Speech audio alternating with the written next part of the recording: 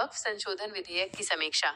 वक्फ संशोधन विधेयक भारत में वक्फ संपत्तियों के बेहतर प्रबंधन और सुरक्षा सुनिश्चित करने के उद्देश्य से एक महत्वपूर्ण विधान है। हालांकि इस विधेयक के नेक इरादे हैं, लेकिन कुछ विवादास्पद प्रावधानों के कारण इस पर बहस छिड़ गई है। सकारात्मक पहलू। एक, वक्फ संपत्तियों की सुरक्षा। ये विधेयक वक्फ संपत्तियों के अवैध अतिक्रमण और दुरुपयोग को रोकने का प्रयास करता है। उदाहरण के लिए, कई मामलों में मूल्यवान वक्फ भूमि निजी पार्टियों द्वारा कब्जा कर ली गई या बिना कानूनी अनुमति के व्यावसायिक उद्देश्यों के लिए उपयोग की गई। यह विधेयक ऐसी भूमि को पुनः प्राप्त करने के लिए कानूनी प्रावधानों को मजबूत करता है।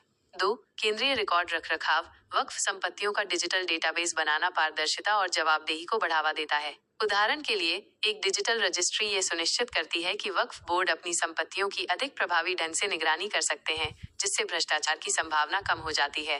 3. वक्फ बोर्डों का सशक्तिकरण। यह विधेयक राज्य वक्फ बोर्डों को संपत्तियों का कुशलतापूर्वक प्रबंधन करने और उल्लंघनों के खिलाफ कार्रवाई करने के लिए सशक्त बनाता है। उदाहरण के लिए, बोर्ड अब लंबी कानूनी देरी के बिना कार्रवाई शुरू कर सकते हैं, विशेष रूप से वक्फ भूमि पर अवैध निर्माण के मामलों में। 4.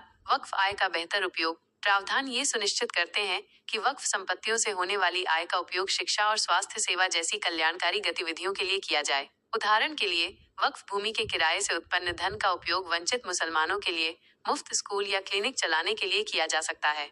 नकारात्मक पहलू। 1. न्यायिक निगरानी का अभाव। सबसे बड़ी आलोचनाओं में से एक ये है कि दीवानी अदालतों को वक्फ संपत्तियों से संबंधित विवादों पर विचार करने से रोक दिया गया है। उदाहरण के लिए, यदि किसी पर गलत तरीके से अतिक्रमण का आरोप लगाया जाता है, तो वे नियमित अदालत में नहीं जा सकते हैं और उन्हें वक्फ न्यायाधिकरण पर निर्भर रहना होगा, जो पक्षपातपूर्ण हो सकता है। 2. दुरुपयोग की संभावना। वक्फ बोर्डों को दी गई व्यापक शक्तियां मनमानी निर्णयों या दुरुपयोग का कारण बन सकती हैं। उदाहरण के लिए, एक संपत्ति मालिक अपनी भूमि को अचानक पुराने रिकॉर्ड के आधार पर वक्फ घोषित कर सकता है, बिना उसे चुनौती देने का उचित मौका दिए। 3. सार्वजनिक परामर्श का अभाव। इस विधेयक की आलोचना हितधारकों, विशेष रूप से प्रभावित नागरिकों और संपत्ति मालिकों को महत्वपूर्ण प्रावधानों को पारित करने से पहले शामिल न करने के लिए की गई। 4. गैर मुस्लिम नागरिकों पर प्रभाव। ऐसी चिंताएं हैं कि पारदर्शिता की कमी के कारण गैर मुस्लिम संपत्तियों को गलत तरीके से वक्फ घोषित किया जा सकता है। उदाहरण के लिए, ऐसे उदाहरण सामने आए हैं जहां हिंदू परिवारों ने दावा किया कि उनकी पैतृक भूमि को अचानक वक्फ संपत्ति के रूप में चिन्हित किया गया था। निष्कर्ष।